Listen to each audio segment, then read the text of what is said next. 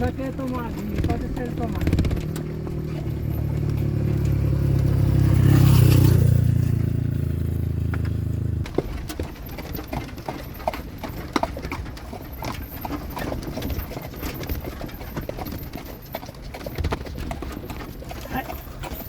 Ai, meu Deus, caminhão. Lá no cantinho direito, vai ficar aqui assim, tá?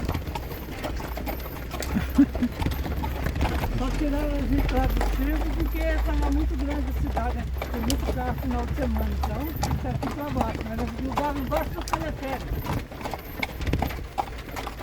Faz 10 anos, né? Aí tirou da cidade. Aí tirou da cidade. Mas provavelmente trabalhava no meio do movimento, não foi de nada. Você é muito inteligente.